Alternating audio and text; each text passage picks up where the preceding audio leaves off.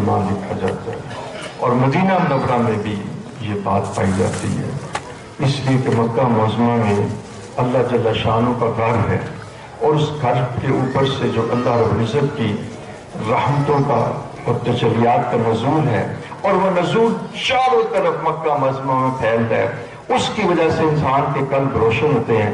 लिहाजा वहाँ शऊर ज्यादा है, तो उस जगह के ऊपर ये बात नाकाबिले बयान है कि कोई आदमी मक्का मुअज़्ज़मा में हो और वो गुनाह करे, तो इसलिए वहाँ गुनाह लिखा जाता है। अब आप कहेंगे कि मैंने ये मज़मून क्यों इख्तियार किया है, तो मैं आपको बताता हूँ। ये बच्चे बड़े प्यारे हैं, मेरी तरफ देख लीजिए।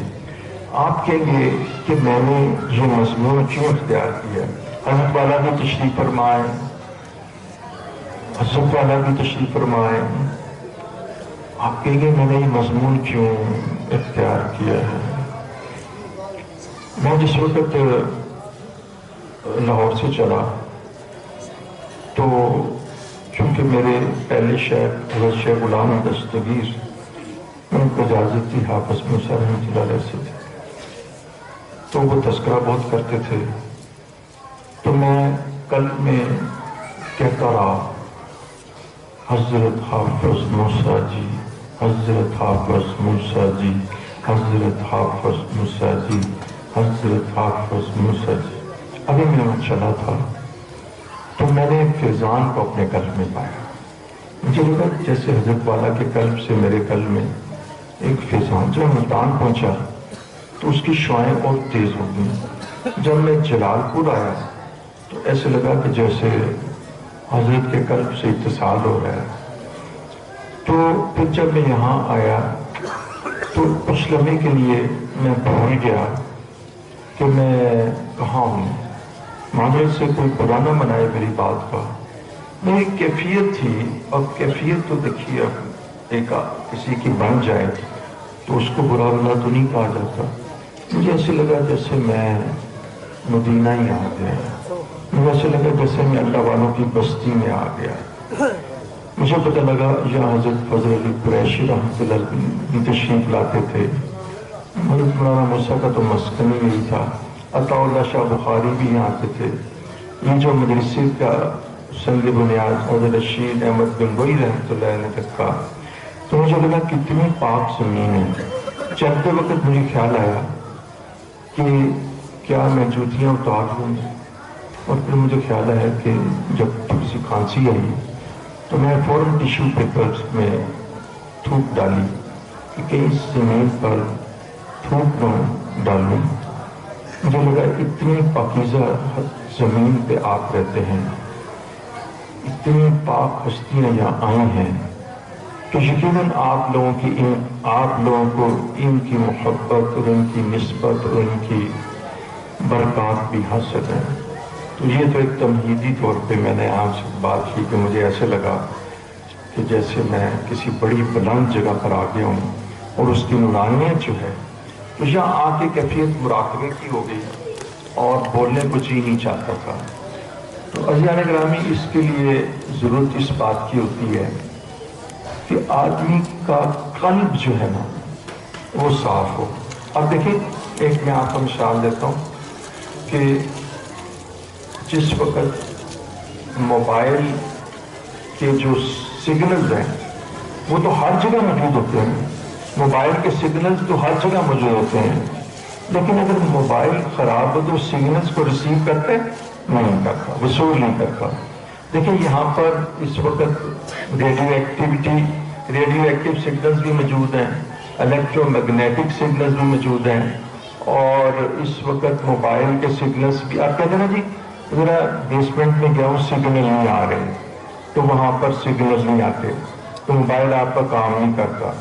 तो इसमें यहाँ पर अल्लाह ताला की तजल्लियात के इतने सिग्नल्स आ रहे हैं, और इस मुबारक कब्र के ऊपर अल्लाह रब्बुल इज़्ज़त की रहमतों का इतना बरूद है और तजल्लियात का इतना ज़हूर है।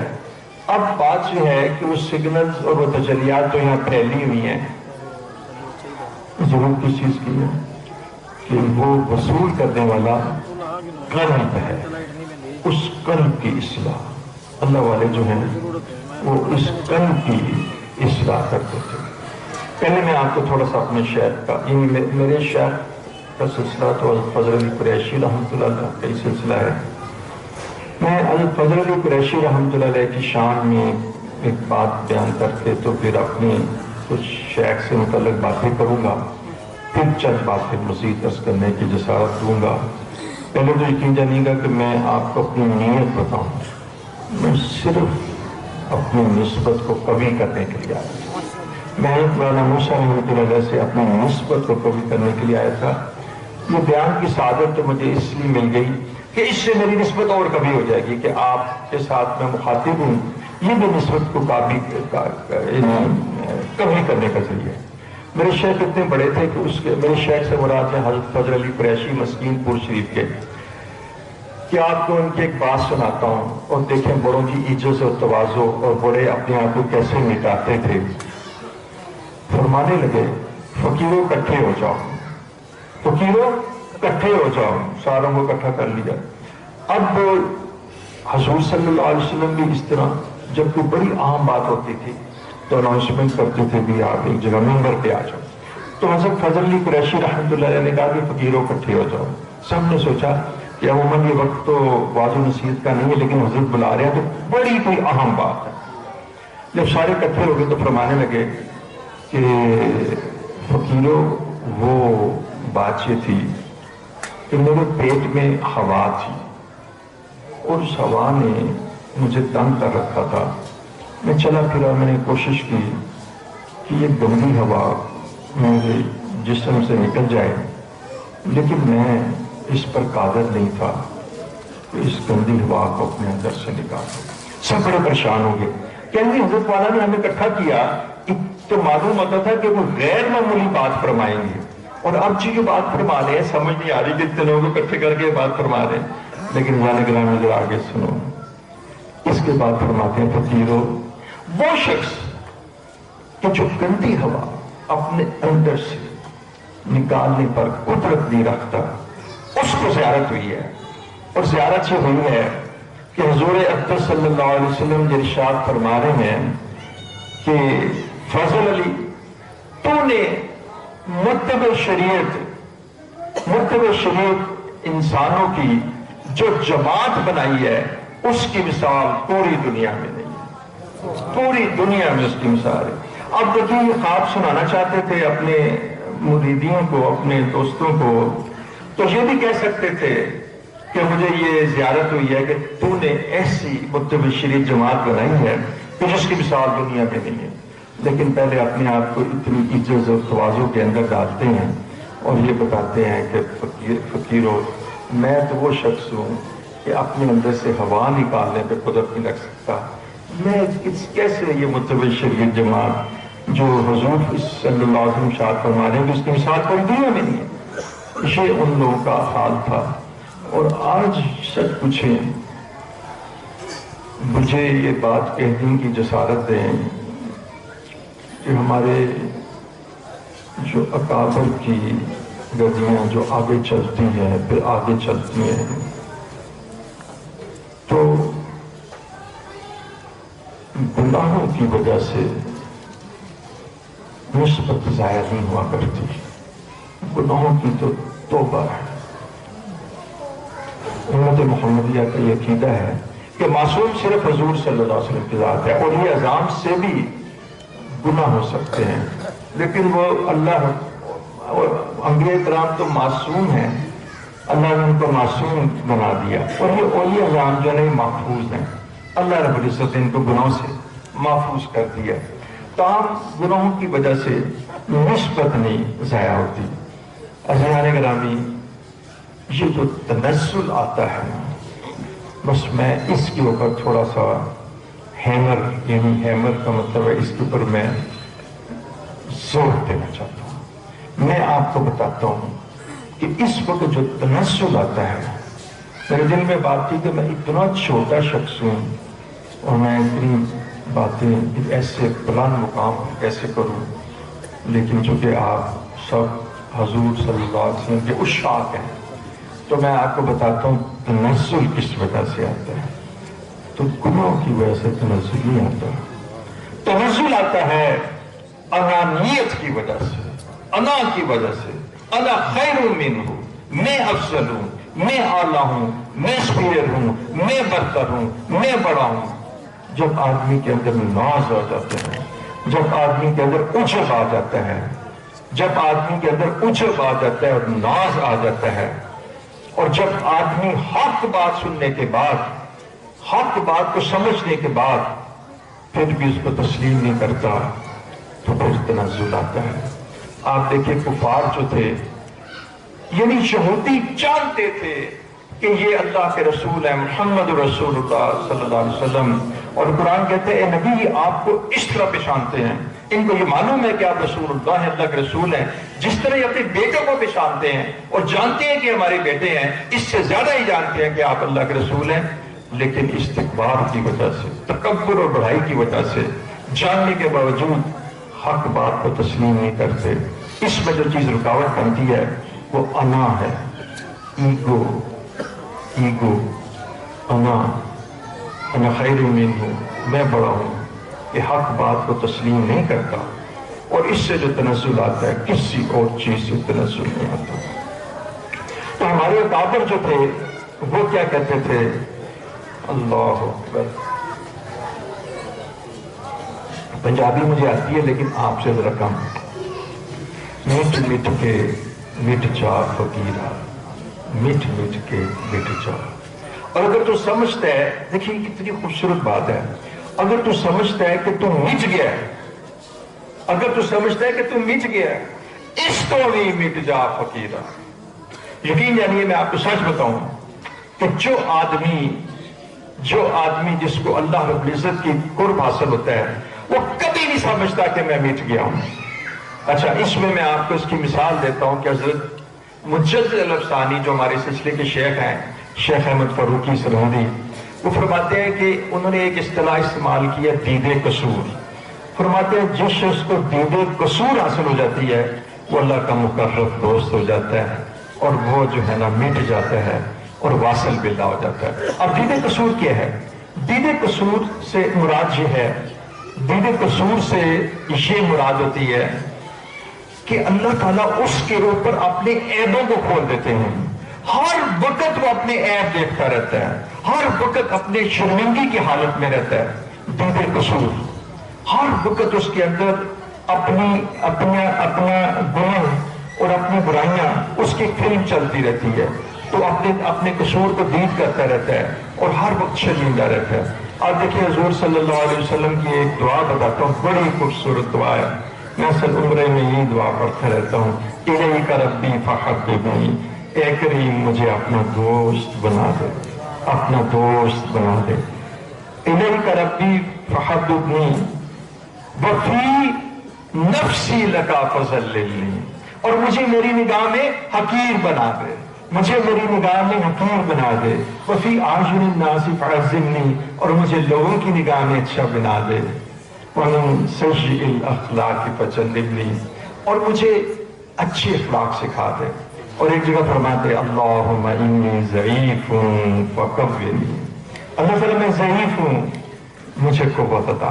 آپ ضعیف ہیں، اگر رسول اللہ صلی اللہ علیہ وسلم ضعیف ہیں تو بتائیے پھر کبھی کون ہو سکتا ہے؟ کبھی۔ ویسے تو اللہ تعالیٰ نے فرمایا نا خلق الانسان، جو اللہ تعالیٰ نے انسان کو بنایا ہے ضعیفہ، ضعیف بنایا ہے۔ برا سب دیکھ لو خون نکل جاتا ہے، چلتے چلتے اچانک گرتا ہے، کیا ہوا جی؟ برین ہیمریج ہو گیا۔ چلتے چلتے گر جاتا ہے، کیا ہوا جی؟ ہارٹ اٹیک ہو گیا۔ وہ صاحب چل رہے تھے، اچانک پٹک کے نیچے گرے، حرکت قلب بند ہو گئی۔ اے انسان تیری یہ اوقات ہے، تو ضعیف ہے۔ تو حضور کے شاد فرماتے ہیں اللہم انی ضعیف فقوینی، اللہ میں ضعیف ہوں مجھے قوت عطا فرما۔ اللہم انی ذلیل فاعزنی، اللہ تعالیٰ میں، آپ لفظ آپ نے سن لیے، مجھے عزت عطا فرما۔ انی ذلیل فاعزنی، مجھے عزت عطا۔ اللہم انی فقیر فارزقنی، اللہ تعالیٰ میں تو فقیر ہوں، میں تو ضعیف ہوں، فقیر ہوں۔ یا ایھا الناس انتم الفقراء الی اللہ، اے انسانوں تم سب کے سب اللہ کے فقیر ہو، مجھے اللہ روٹی دے دے۔ اللہم انی فقیر فارزقنی، اس قدر فرماتے ہیں کہ میں تو غلام ہوں، اور غلاموں کی طرح کھاتا ہوں۔ عائشہ صدیقہ رضی اللہ تعالیٰ فرماتی ہیں کہ رسول اللہ صلی اللہ علیہ وسلم جس پلیٹ میں کھانا کھاتے تھے میں اس کو پہچان لیتی تھی، چاٹ لیتے تھے۔ انسان گرامی آج تو چھوڑ دیتے ہیں نا، وہ کہتے تھے اللہ کا رزق ہے، میرے رب نے مجھے دیا ہے، نیچے گرے ہوئے پوروں کو اٹھا دیتے تھے، اٹھا کے کھا لیتے تھے، اور جو لقمہ دسترخوان پہ گرے وہ بھی اٹھا کے کھا لیتے تھے، اور انہوں کو بھی چاٹ لیتے تھے، اور تاکہ میرے رب کا دیا رزق ہے، یہ میرے رب کا دیا گفٹ ہے، یہ میرے محبوب نے مجھے رزق دیا ہے، میں کیوں اس کی کوئی چیز کو ضائع کروں؟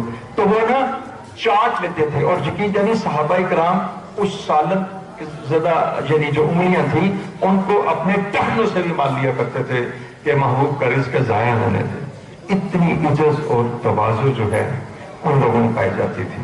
تو دو چیزیں بڑی اہم ہیں، ایک تو انانیت اور ایک نفسانیت، اور ایک اسی کا بھائی تکبر، اور ایک اسی کی بہن عجب اور ناز۔ یہ وہ اشیاء ہیں کہ جن سے نسبتیں چھن جاتی ہیں، جن سے خانقاہیں تنزل میں چلی جاتی ہیں، جن سے رونقیں ختم ہو جاتی ہیں، اور گناہ کی تو اللہ تعالیٰ معافی مانگتا ہے۔ میں آپ کو ایک بات سناتا ہوں، میرے شیخ کی ایک بات درست میں یقین یعنی مجھے حضرت دستگیر صاحب یہ بات کتنی دفعہ یہ بات فرمایا کرتے تھے۔ میں نے یہ ہمارے نوجوان بیٹھے ہیں، انہوں نے 20 دفعہ میرے سے وہ بات سنی ہوگی۔ فرماتے تھے کہ حضرت مولانا موسیٰ حافظ موسیٰ رحمۃ اللہ علیہ جی ارشاد فرماتے تھے کہ جب تم سے گناہ ہو جائے نا گناہ تو معافی مانگ لیا کرو، جب تم سے گناہ ہو جائے نا تو معافی مانگ لیا کرو، اللہ تعالیٰ معاف کر دیں گے۔ لیکن جب تم سے فرض چھوٹ جائے، اور بالکل فرماتے تھے کہ فرض نماز چھوٹ جائے تو رو پڑا کرو، رو پڑا کرو، اس لیے کہ مجھ سے فرض چھوٹ گیا کہ میرا رب مجھ سے ناراض تو نہیں ہے، کسی نفسانی خواہش میں آ کے پھسل کے اس نے گناہ کر لیا۔ نفس بھی اللہ جانتے ہیں کہ میں نے اس کے اندر بنایا ہے، شیطان بھی میں نے باہر بٹھایا ہے، فَأَلْحَمَهَا فَجُورَهَا وَتَقْوَاهَا، دونوں اشیاء میں نے اس کے ساتھ پیدا کی ہیں، تو پھسل گیا ہے تو کہتے اللہ معاف کر دیجئے، اللہ معاف کر دیجئے، گر گیا تھا، اللہ کہتے ہیں میرے بندے میں نے معاف کر دیا۔ لیکن فرمایا کہ فرض جو ہے نا، فرض اگر یہ تم سے چھوٹ جائے اور نماز تم سے چھوٹ جائے تو تم رو پڑنا۔ تو عزیزان گرامی، انسان کے لیے یہ عجز اور تواضع یہ فرض ہے۔ انانیت نفسانیت کا بالمقابل کیا ہے؟ عجز اور تواضع۔ اب میں آپ کو عرض کرتا ہوں کہ میں تھوڑی سی دو چیزیں اس میں عرض کروں گا۔ ابھی میں نے ایک بیان کی ہے جس کا تعلق حقوق اللہ سے ہے، اور ایک حقوق عباد سے، وہ بات میں اس کا اظہار کروں گا۔ پیارے دوستو، آپ دیکھیے کہ عجز اور تواضع کیا ہے، اصل میں کیوں مقصود ہے؟ اصل میں یہ تو اصل بندگی ہے۔ کیسے؟ قرآن میں آتا ہے وَمَا خَلَقْتُ الْجِنَّ وَالْإِنسَ إِلَّا لِيَعْبُدُونِ، بندے میں نے تجھے، جن کو انس کو، میں نے تجھے انسانوں، میں نے تجھے اپنی بندگی کے لیے پیدا کیا ہے، اپنی عبادت کے لیے پیدا کیا ہے، اپنی اطاعت کے لیے پیدا کیا ہے۔ تجھے میں نے اس لیے پیدا کیا کہ تو میرے سے محبت کرے، میری مان کر چلے، میری اطاعت کرے، گویا کہ یہی نام ہے عبادت کا اور یہی بندگی کا، تجھے میں نے اپنی بندگی کے لیے پیدا کیا۔ اب دیکھیے انسان کا جو موضوع لہو ہے، دیکھیں نا ہر چیز کا ایک مقصد ہے۔ مثلا میرے سامنے مائک ہے، میں آپ کے جی یہ اس لیے کہ اس سے ہوا آتی ہے، نہیں ہوا کے تو پنکھا ہے، اور آپ کے جی پنکھا اس لیے کہ اس سے آواز آتی ہے، تو بالکل بیوقوفی کی بات ہے۔ اس پنکھے کا مقصد ہوا دینا ہے، اور اس کا مقصد مائک کا آواز کو ایکسینچویٹ بڑھانا ہے۔ تو میں عرض کرتا ہوں کہ انسان جس کو اللہ رب العزت نے اپنے دست قدرت سے پیدا کیا، لَقَدْ خَلَقْنَا الْإِنسَانَ فِي أَحْسَنِ تَقْوِيمٍ، اس کی جو تفسیر میں حضرت عثمانی صاحب اور دوسرے بڑے واقع ہیں کہ اس کی جو اجزائی ترکیبی ہیں، کمپوزیشن، یہ بہت اعلیٰ ہے، یہ بہت اعلیٰ ہے۔ جیسے آپ کہتے ہیں نا بہت اعلیٰ سے مراد یہ ہے کہ دیکھیں دیوار ہے، تو دیوار تو اینٹ کی ہے، اور ایک دیوار جنت میں بھی ہوگی، اس کی 1 انچ سونے کی 1 چاندی کی، اور اس مشک اور گارا، یعنی مشک کا گارا ہوگا، تو اس کی اجزائے ترکیبی بہت اعلیٰ ہے۔ اچھا انسان کے اجزائے ترکیبی کی کیا وجہ ہے؟ میں بھی آ رہا تھا راستے میں، تو میں نے نا ایک ٹرین پک اپ ایک بھینس دیکھی، بہت بڑی بھینس، دیکھ کے تو بڑی خوشی ہوئی، اتنی بڑی بڑی بھینسیں بھی ہوتی ہیں. اچھا اس کو میں نے دیکھا یہ تو فیکٹری ہے، تو میں نے کہا جو دودھ دینے کے لیے ہے، کیونکہ انسان کی ہڈیاں کیلشیم سے بنتی ہے اور دودھ میں بہترین کیلشیم ہے، تو اس وجہ سے اللہ تعالیٰ نے اس کو فیکٹری بنا دیا. لیکن اس میں شعور، اس میں عقل، اس میں اللہ رب العزت کو حاصل کرنے کی معرفت بالکل نہیں ہے.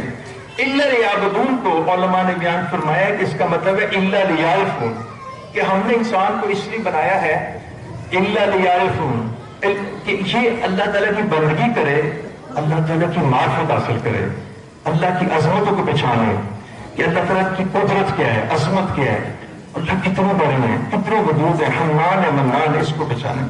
یہ جو چیز ہے یہ نہ لکڑیوں میں ہے، نہ سیاروں میں ہے، نہ پودوں میں ہے، نہ جانوروں میں ہے، نہ مچھلیوں میں ہے، نہ بلو ویل میں ہے جو اتنی بڑی ہے کہ جس کے معدے کے اندر کوئی 40 ہاتھی آ جاتے ہیں. ایک بلو ویل ہے مچھلی، اس کی معدہ اتنا بڑا ہے کہ 40 ہاتھی آ جاتے ہیں. تو یہ اللہ رب العزت فرما رہے ہیں کہ میں نے اس انسان کو احسن تقویم بنایا ہے، اس کے اندر عشق الہی رکھا ہے. یہ اس کا قلب جو میں نے بنایا ہے اس کے اندر میں نے یہ جذبہ رکھا ہے کہ جو قلب مومن ہے وہ اللہ تعالیٰ کا گھر ہے. قلب مومن جو ہے وہ اللہ تعالیٰ کا گھر ہے. اس قلب مومن کے اندر میں نے اللہ کے قرب کی، اللہ کے معرفت کی، اللہ کے عشق کی، اس کے اندر استعداد رکھی ہے. اور یقین جانیے ایک اور وجہ بھی ہے کہ اس کے اندر میں نے ایک دوسرے کا خیال رکھنا، ایک دوسرے کے دکھ سکھ پھولنا، ایک دوسرے کی غم گساری کرنا. انسان کا اشرف مخلوقات ہونے کا ایک مقصد، ایک وجہ یہ بھی ہے یہ ایک دوسرے کا خیال رکھتا ہے، ایک دوسرے کی غم گساری میں کام آتا ہے، ایک دوسرے کے ساتھ درد بندی کرتا ہے. یہ جانوروں میں نہیں ہے.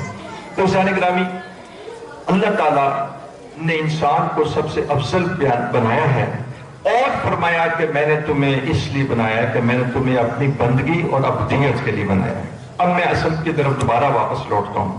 میرے محترم ساتھیوں اور حضرت پیر جی حافظ موسیٰ رحمۃ اللہ علیہ کے ہمسایوں، میں آپ کو یہ بات عرض کرتا ہوں کہ حقیقت یہ ہے کہ یہ جو عبودیت ہے نا اور یہ جو عبادت ہے نا، اس کے لیے غایت تذلل کی ضرورت ہے، اس کے لیے جھکنے کی ضرورت ہے، اس کے لیے مان کر چلنے کی ضرورت ہے، اس کے لیے سجدہ کرنے کی ضرورت ہے، اس کے لیے اپنی مرضی ختم کرنے کے لیے ضرورت ہے، اس کے لیے اپنی پسند ختم کرنے کے لیے ضرورت ہے، اپنی پسند کو اللہ کی پسند کے مطابق بنانا، اپنی پسند کو رسول اللہ کی پسند کے مطابق بنانا، حضور صلی اللہ علیہ وسلم کے حکم کے تابع کرنا، حضور کی مرضی، اپنی مرضی کو رسول اللہ کی مرضی کے تابع کرنا. فرمایا کہ وہ شخص مومن نہیں کہ جو اپنی مرضی کو اس دین کے تابع نہ کر دے جو حضور صلی اللہ علیہ وسلم لے کے آئے ہیں. تو یہاں پر جو مرضی چھوڑنا ہے، اور جو بتانا ہی چاہتا ہوں جو مرضی چھوڑنا ہے، اس کے اندر سب سے بڑی چیز انانیت ہے. انا خیر منہ، میں بہت بڑا ہوں، میں اپنی مرضی کرتا ہوں. اب کالج یونیورسٹی کے لڑکے نے مجھے کہا کہ میں اس وقت تک قرآن کی باتیں نہیں مانوں گا جب تک ہر آج کا مجھے عقلی مجھے جواب نہ دے دی جائے. میں نے کہا جی تو باولا ہے، تو بے عقل ہے، تو مقابلہ کرتا ہے، تیری عقل یہ ہے. اب تو یہ کہ جو سنارے کا جو ترازو ہے اس میں کو محلیت ڈال کے توڑ سکتے ہو تم بھی. تیری عقل کی جہاں انتہا ہوتی ہے اس سے بہت آگے وحی کی ابتدا ہوتی ہے. تو انسان جو ہے وہ ظلماً جو حملہ ہے، تو یہ جو مان کر چلنا ہے نا، یہ جو اطاعت ہے نا، یہ جو اپنی مرضی ختم کرنی ہے نا، یہ جو اپنی پسند کو اللہ اور اس کے رسول کے تابع کرنا ہے. اطیعوا اللہ و اطیعوا رسول کا مطلب ایک ہی ہے کہ جو اللہ کی اطاعت ہے وہ رسول اللہ کی اطاعت ہے، جو رسول اللہ کی اطاعت ہے وہ اللہ کی اطاعت ہے. وہ ہے کہ اللہ تعالیٰ نے فرمایا وَمَا أَتَاكُمُ الرَّسُولُ فَخُذُوهُ، نبی جس چیز کو تمہیں دیتے ہیں، کرنے کو کہتے ہیں، تم اس کو مضبوطی سے پکڑ لو. نبی تمہیں سچ بولنے کو کہتے ہیں، نماز پڑھنے کو کہتے ہیں، تم اس کو اختیار کر لو. وَمَا نَهَاكُمْ عَنْهُ فَانْتَهُوا، اور نبی جس سے تمہیں روکتے ہیں تم اس سے باز آ جاؤ. لَقَدْ كَانَ لَكُمْ فِي رَسُولِ اللَّهِ أُسْوَةٌ حَسَنَةٌ، تمہارے لیے رسول اسلم کی زندگی میں ایک اسوہ حسنہ ہے. اس پر عمل کرنے کے لیے جو چیز انسان کی رکاوٹ بنتی ہے وہ کیا ہے؟ اپنی مرضی، اپنی پسند، بھئی تم اپنی پسند کو رسول اللہ صلی اللہ علیہ وسلم کی پسند کے تابع کر لو، تم اپنی پسند کو، اپنی مرضی کو حضور کی مرضی کے تابع کر لو۔ حضرت احمد علی لاہوری رحمۃ اللہ فرماتے تھے، ہائے اللہ، یقیناً آپ میں صاحب دل ہیں، آپ بیٹھے ہوئے ہیں صاحب دل۔ وہ ایک بات کہتے تھے حضرت، وہ کہتے تھے دل تو صرف ایک کو ملا ہے اور وہ محمد رسول اللہ، دل تو صرف محمد رسول اللہ کو ملا ہے۔ اور فرماتے تھے کہ ہم سب اندھے ہیں، ہم سب نابینا ہیں، اور بینا کون ہے؟ رسول اللہ صلی اللہ علیہ وسلم۔ تو جو نابینے ہوتے ہیں ان کو کیا چاہیے؟ وہ بینے کے پیچھے چلیں۔ ہم سب نابینا ہیں، رسول اللہ صلی اللہ علیہ وسلم بینا ہیں۔ یہ جو بزرگ حضرت حافظ جی ادھر تشریف فرما ہیں، جن کی قبر پر انتہائی انوارات ہیں، انہوں نے صرف ایک ہی کام کیا۔ پیارے دوستو، وہی کھاتے تھے جو بہرحال بہت بڑے آدمی تھے، سوکھی روٹی کھاتے تھے، وہ بھی بات سناتا ہوں۔ تو انہوں نے صرف اپنے آپ کو رسول اللہ صلی اللہ علیہ وسلم کے سامنے نابینا کر دیا تھا، اور فرمایا اور کوئی بینا ہے ہی نہیں، اور اللہ تعالیٰ نے ان کو اپنا دوست بنا دیا۔ جب تم اپنے آپ کو نابینا سمجھو گے اور رسول اللہ صلی اللہ علیہ وسلم کو بینا سمجھو گے، تو سمجھو گے کہ نابینا اور تو مسئلہ نہیں، رسول اللہ صلی اللہ علیہ وسلم کے ہاتھ پہ اپنا ہاتھ رکھ دو، حضور کے قدموں پہ سجدہ کر دو، حضور کے دیوانے بن جاؤ، حضور کے شدائی بن جاؤ، اپنے آپ کو حضور کے سپرد کر دو، تو پھر کیا ہوگا؟ پھر تم اللہ کے دوست بن جاؤ گے۔ اب دیکھیے ایک قرآن کی آیت یاد آ رہی ہے، وَإِذْ قَالَ لَهُ رَبُّهُ أَسْلِمْ وَإِذْ قَالَ لَهُ رَبُّهُ أَسْلِمْ۔ اے ابراہیم، اسلام لے آؤ، مسلمان ہو جاؤ، اسلم، وَإِذْ قَالَ لَهُ رَبُّهُ أَسْلِمْ، مسلمان ہو جاؤ، ایمان لے آؤ، اسلام لے آؤ۔ بھئی یہ تو ابراہیم علیہ السلام ہے، یہ تو اتنے انبیاء کرام کے والد بزرگوار ہیں، یہ تو رسول اللہ صلی اللہ علیہ وسلم کے بھی والد بزرگوار ہیں، اسماعیل کے والد ہیں۔ اب ان کو کہا جا رہا ہے اسلم۔ تو میں آپ کو بتاؤں اس کی تفسیر میں جو لکھا ہے اس کا کیا معنی ہے؟ اپنے آپ کو ہمارے حوالے کر دو، اپنے آپ کو ہمارے سپرد کر دو۔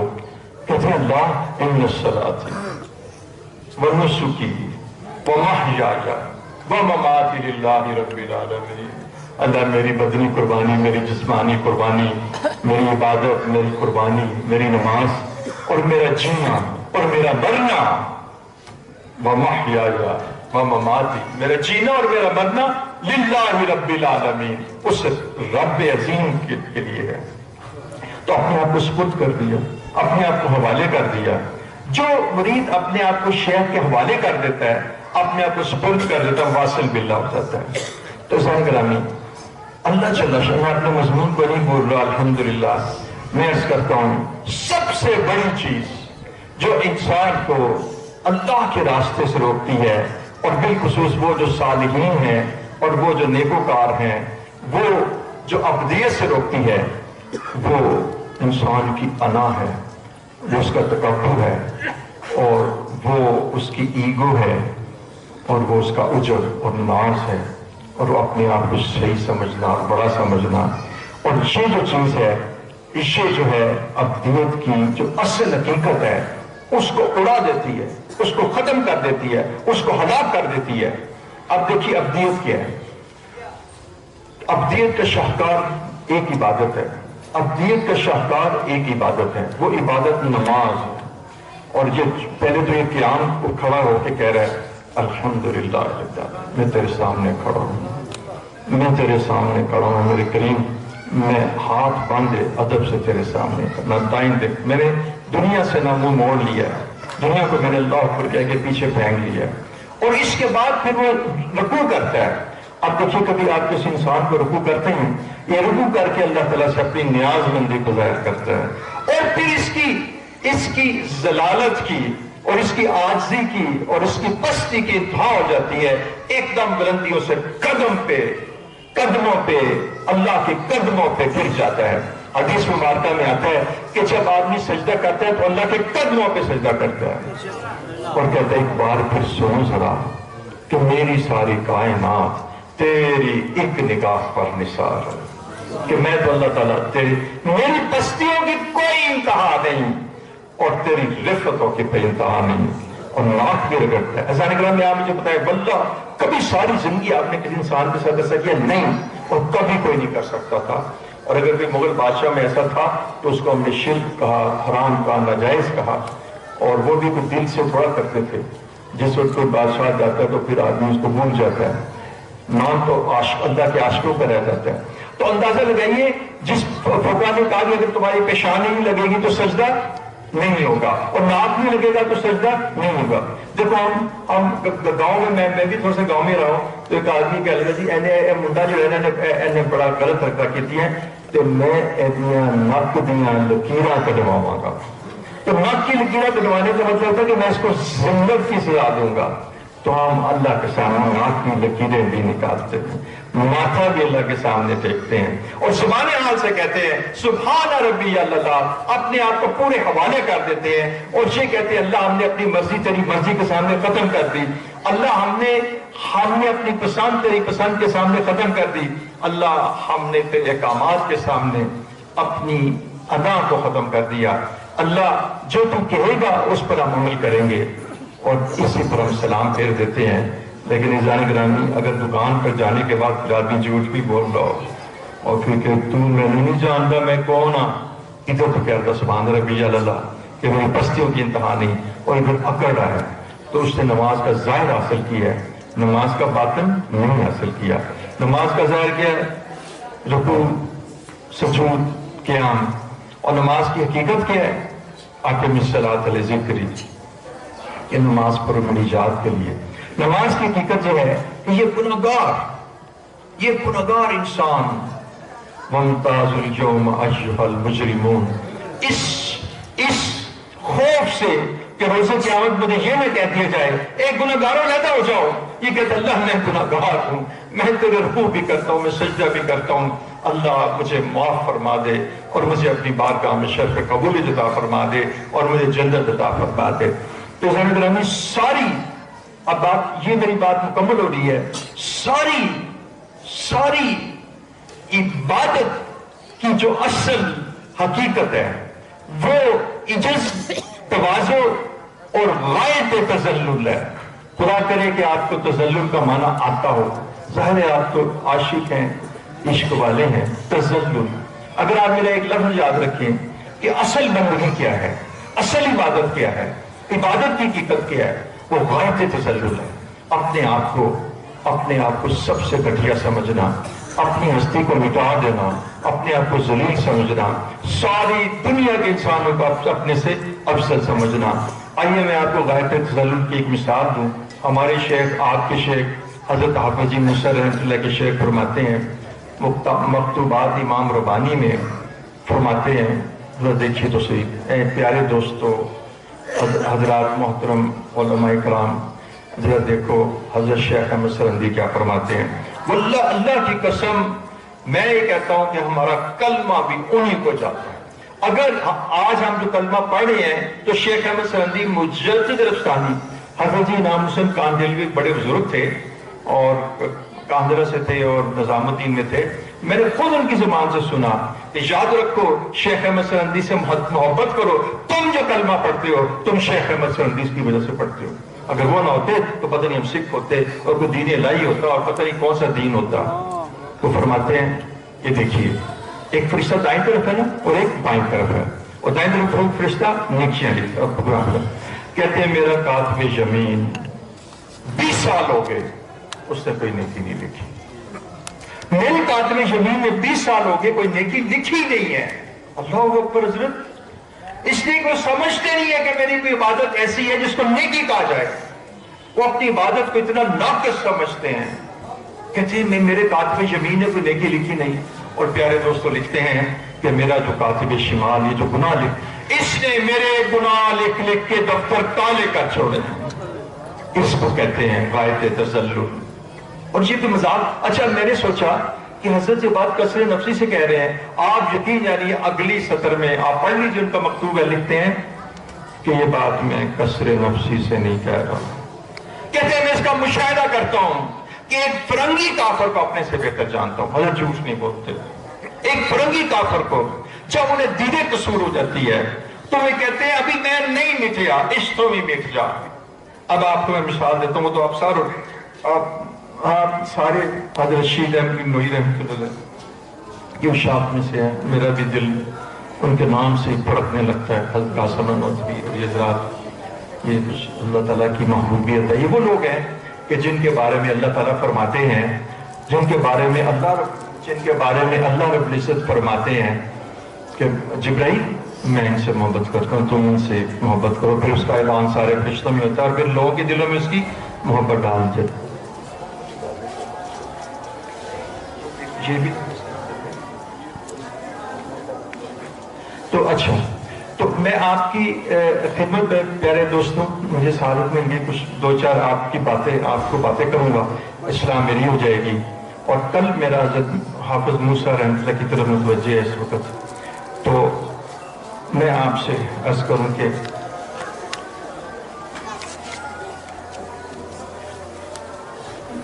معاملہ پہنچا حضرت قاسم نانوتوی تک، طلبہ آئے اور کہنے لگے حضرت ایک مسئلہ بڑا ہے، ہم بھی آپ سے پوچھ لیں۔ حضرت والا رشید احمد نوئی رحمۃ اللہ علیہ نے یہ کہہ دیا، طلبہ خدا کی قسم تم مجھ سے افضل ہو۔ اپنے طالب علم کو کہتے ہیں خدا کی قسم تم مجھ سے افضل ہو۔ کہنے لگے دیکھیں، ہم سوچتے ہیں کہ یہ تو ہو نہیں سکتا کہ ہم آپ افضل ہو سکتے ہیں۔ اب یہ بچے جو حضرت والا جو کہیں کہ تم مجھ سے افضل ہو، تو یہ بچے بڑے پریشان ہو جائیں گے کہ نہیں ہم کیسے حضرت والا سے افضل ہو گئے۔ اچھا، کہتے ہیں خدا کی قسم تم مجھ سے افضل ہو۔ رشید احمد گنگی رحمۃ اللہ اپنے طالب علم کہتے ہیں بڑے پریشان ہیں، مسئلہ پڑ گیا۔ بات یہ تھی اگر یہ کہتے نا کہ تم مجھ سے افضل ہو تو پھر اتنی پریشانی نہ ہوتی، اب خدا کی قسم کھا لی۔ تو وہ کہتے ہیں اگر ہم حضرت سے افضل ہیں تو یہ ہو کیسے سکتا ہے، اور دوسری شکل میں اگر ہم نہیں ہیں تو پھر حضرت کو جھوٹی قسم کھائی ہے، تو یہ بھی نہیں ہو سکتے کہ ہم جھوٹی قسم کھائیں۔ حضرت جھوٹی قسم نہیں کھا سکتے اور ہم ان سے افضل نہیں ہو سکتے، کریں کیا؟ اب کہ حضرت قاسم نانوتوی رحمۃ اللہ کے پاس میں فرمایا کہ بیٹا بات یہ ہے کہ اس میں تو کوئی شک نہیں ہے کہ حضرت رشید احمد رحمۃ اللہ تم سے افضل ہیں۔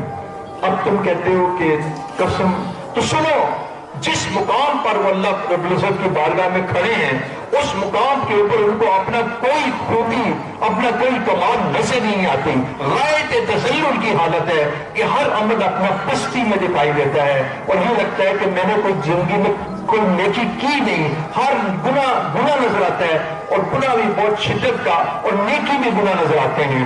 اس لیے جو انہوں نے کہا ہے، انہوں نے اپنے اعتبار سے جو قسم کھائی ہے وہ درست ہے کہ تم طالب علم ہو، دین سیکھنے آتے ہو، اخلاص کے ساتھ آتے ہو، تو انہوں نے اپنے اعتبار سے یہ بات درست کی ہے، تو ان کو پھر یہ بات سمجھ آئے۔ اب اس کے میں آپ کو جواب دیتا ہوں، وہ ڈاکٹری کی کچھ مثالیں پیدا ہو جاتی ہیں۔ میں نے ایک طالب علم کو یہ بات سمجھائی، اس نے کہا حضرت جی کیا ہے؟ میں نے کہا جو انہوں نے بیان کیا درست ہے، لیکن میں تمہیں ایک اور بات سناتا ہوں۔ آپ دیکھیں کہ آپ نے نا سفید لباس پہنا ہوا ہے۔ اچھا، ایک بیماری ہے کہ جس سے آنکھیں پیلی ہو جاتی ہیں، آنکھیں پیلی ہو جاتی ہیں، اس کو نا ہر چیز پیلی نظر آتی ہے۔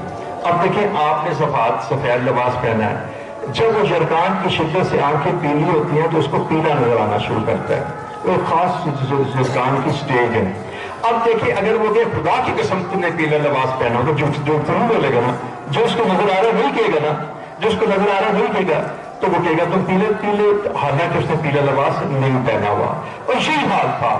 جیسے اور مثال دیتا ہوں کہ آپ جو سادہ ترین مثال لے لیں کہ آپ پیلی اینک لگا لیں اور آپ ڈھونڈ جائیں کہ آپ نے پیلی اینک لگائی ہے، کوئی آدمی آپ کے سامنے پیلی، اب جتنے یہ بچے سفید لباس پہنے ہیں ان کو سارا پیلا نظر آئے گا۔ اگر یہ میں کہوں کہ اللہ کی قسم مجھے پیلا نظر آ رہا تھا، میں جھوٹا تو نہیں ہوں گا۔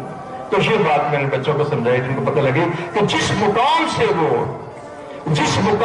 وہ دیکھ رہے ہیں اس مقام پر ان کو اپنی کوئی چیز نیکی نظر نہیں آتی۔ اس کی میں آپ کو ایک اور تھوڑی سی نا مثال اور دیتا ہوں تاکہ آپ کو پتہ لگے کہ ہمارے اکابر کے احوال میں جو غایت تذلل، جو عاجزی اور تواضع تھی، وہ کس درجے میں تھی۔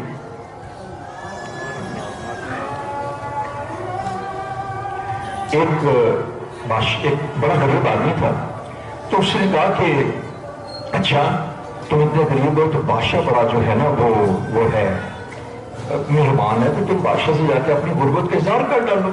بادشاہ تمہاری غربت. کسی نے کہا ہاں ایسے بڑے لوگ گئے تھے, بادشاہ نے اس کی غربت کو دور کر دیا. اچھا وہ جیسے علاقہ ہے اس علاقے کا ہی رہنے والا تھا, تو اس نے سوچا کہ میں کیا بادشاہ کو تحفہ دوں. اس کے علاقے میں گھڑے بنتے تھے, اس کے علاقے میں گھڑے بنتے تھے. تو اس نے کہا جو بڑا منقش مٹی کا گھڑا ہے وہ میں لے جاتا ہوں. بڑا منقش, بڑا اس کے اعتبار سے بڑا مہنگا, مٹی کا گھڑا, منقش گھڑا. اب وہ بڑا خوشی میں جا رہا ہے کہ منقش گھڑا, یہ میرا عمل, یہ میرا ہدیہ, یہ میرا گفٹ, یہ میرا تحفہ بادشاہ کو دوں گا, بادشاہ خوش ہو جائے گا, بادشاہ خوش ہو جائے گا. چلا راستے میں کرا سنبھالتے ہوئے. اب جب دربار کے اندر داخل ہوا, جب اندر بلایا گیا تو دیکھ کے تھر تھر کانپنے لگا. وہاں سونے کے بڑے, وہاں چاندی کے بڑے, وہاں ہیرے جواہرات کے بڑے وہاں پڑے ہوئے تھے. جو تحفہ وہ پیش کر رہا تھا اس کو دیکھ کے اس کو رفقت طاری ہو گئی, اور یہ کہنے لگا کہ اگر میں بادشاہ کو یہ گھڑا دوں تو بادشاہ مجھے سزا تو نہیں دے دے گا. یہ حال تھا ہمارے اکابر کا تھا, یہ حال تھا حضرت فضل علی قریشی رحمۃ اللہ علیہ کا, یہ حال تھا شیخ احمد سرہندی کا, کہ فرماتے تھے کہ میرے کاتب جنون نے 20 سال ہو گئے کوئی نیکی نہیں لکھی, اور میرے کاتب شمال نے 20 سال ہو گئے کوئی گناہ, میرے کاتب شمال نے 20 سال ہو گئے کہ گناہ لکھ لکھ کے دفتر جو ہیں وہ کالے کرتی ہیں.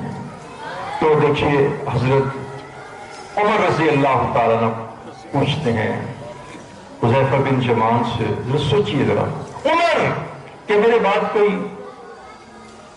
نبی ہوتا تو عمر ہوتا. پوچھتے ہیں حذیفہ بن جمان رضی اللہ تعالی عنہ, میں آپ سے یہ تو نہیں کہتا کہ منافقین کے نام آپ مجھے بتا دیں, اس لیے کہ وہ راز میں, سیگا راز میں ہے. میں یہ پوچھتا ہوں کہ مجھے یہ بتا دے میرا نام تو منافقین میں نہیں ہے.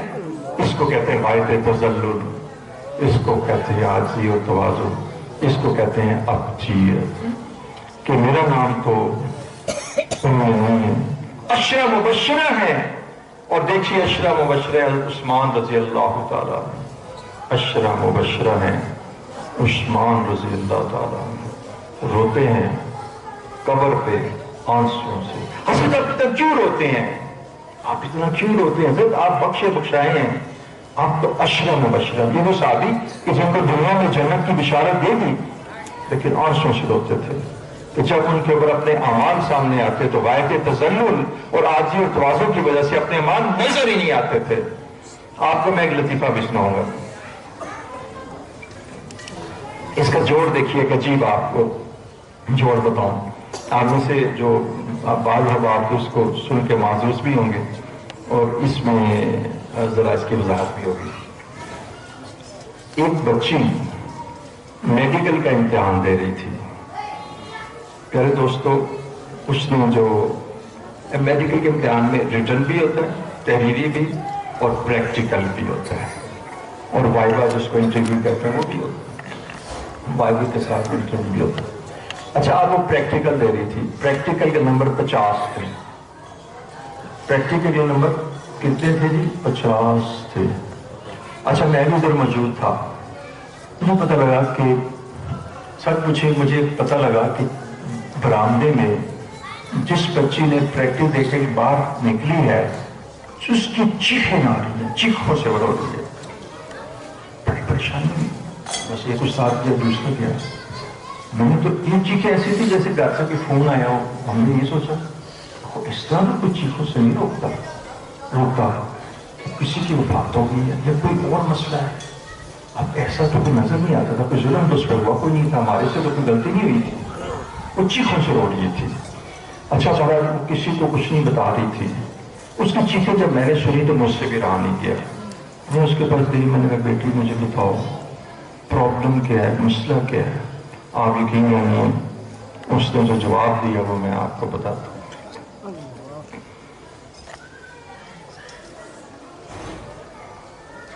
15 سوال تھے, ہر سوال کے کسی کے 2 نمبر, کسی کے 3 نمبر, اس طرح ملا کے 50 نمبر بنتے تھے. میں اس کا پرچہ بھی لے گیا.